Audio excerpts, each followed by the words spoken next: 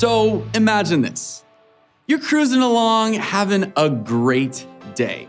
Maybe that cute girl finally noticed you. Or you just crushed that math test. Or maybe for you, your parents finally got you the new non-hand-me-down phone. Am I right? Yeah, I know. Whatever the case is for you, life is pretty good. Until some jerk comes along and says something or does something that makes you feel all... You with me? Trolls, man.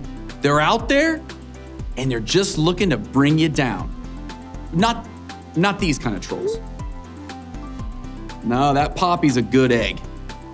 No, I'm more talking about these kind of trolls. You know the kind of person that I'm talking about, though. It's the kind of person that can take you from this, and they can turn you into this. You with me? Whatever situation that they involve themselves in, the one thing you can be certain of is that it is going to be much, much worse when they remove themselves from it. Whether it's feelings getting hurt or anger being elevated or drama happening, you just know it's not good. What then are we supposed to do about it? First off, I have a message for those kind of people across the world, and feel free to join in. Right? But seriously, for the rest of us, we have to deal with these people. I know. So what are we supposed to do? Well, I should probably tell you. We are in a series right now called GIFs. Or GIFs. Whatever, who cares? And what we're doing is we're looking at these little motion pictures, they're kind of fun because they're more than just pictures. They take something that could be frozen and they give it life and personality, right? That's why they're so fun. And the same is true of our faith. If our faith doesn't have life to it, if it's not in motion, if we're not putting action to it, then it just really doesn't have life. And in the Bible, the book of James talks an awful lot about that idea. So we've just been taking a few weeks and talking about what we can learn from this book. And a bunch of us are even reading it or listening to it. It's actually been pretty cool. So, on the subject of dealing with jerks and trolls and, well, maybe not even people that bad, just people who generally make our lives difficult. Does James have anything to say, any advice for us on how we can put our faith into motion? Yeah, he does. But I have to warn you, he doesn't actually give us the easy way out. In fact, his words are basically copying what Jesus taught and Paul wrote, only James puts kind of a farming twist on it. I know, just hold on. It'll make sense later. So, here is actually what James says. Read along with me. You'll see it. James chapter 3 and verse 18. Now, in context, he's talking about living our lives for ourselves versus living our lives for Jesus. And this is what he says in James 3:18. And those who are peacemakers will sow seeds of peace and reap a harvest of righteousness. See, that's that farming thing, you get it? It's coming still, don't worry. Let me just take one moment and break this whole thing down for you, cool? Who is James talking to? Well, he's talking to Jesus followers.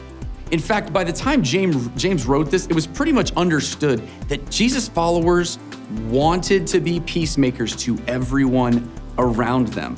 Jesus talked about it first in Matthew chapter 5, verse 9, when he said, "Blessed are the peacemakers, for they'll be called children of God." And then Paul, who he wrote over half the New Testament of the Bible, he reiterates it in Romans chapter 12 when he says, as much as it's up to you, do your best to live at peace with everyone, right? So by the time James actually writes these words, he's like the third person to have talked about this in his writing, this particular aspect of following Jesus. So if you consider yourself to be a Jesus follower, he's talking to you. Second though, what does a peacemaker do? Now, this is where I really want you to tune in. Like, give me your attention, because this is the part where it talks about us putting our faith in motion, right? Let's go back to James chapter 3 and verse 18. Look what it says. Plant seeds of peace. Time for the farming part. Are you ready? Seeds, man. Seeds. What's that about? Right? Seeds are these tiny, little, insignificant things, but the impact of what they can produce, it's actually pretty cool. It can be pretty huge, in fact. Lastly, let's go back to the text to find out why peacemakers do this. James chapter 3, verse 18. Peacemakers who plant seeds of peace will reap a harvest of righteousness. That is to say that good things come from these little tiny seeds. So, what does any of this have to do with you? Well, first of all, it definitely means don't be someone else's troll. Yeah, don't be the kind of person that's just looking to bring other people down. Don't take somebody's good day and turn it into a bad day, right? But it's so much more than that. For us Jesus followers, what it's saying is that we put our faith in motion when we get about doing these small, difficult things that God can take to make huge, huge differences in our lives. It's not the easy way either. In fact, it takes a lot of patience to see it all through, to see the gains that you can make. Like this, or even like growing seeds. So I just want to take a couple minutes and I want to walk through a few examples of what it might look like for a peacemaker to do these small, difficult things that leads to something better.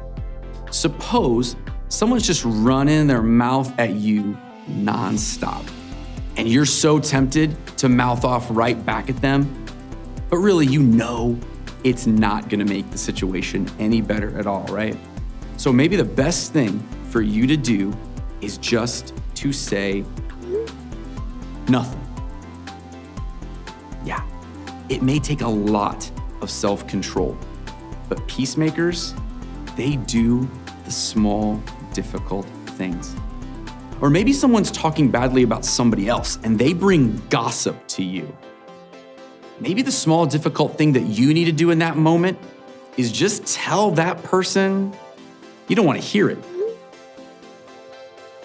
This takes an enormous amount of courage. But peacemakers, they do the small, difficult thing. Or what if we took this conversation online? In fact, for all of you who use social media at all, I just want to give you a challenge this week.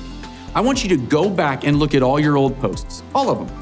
And if anything has negativity pointed at anyone else, delete it.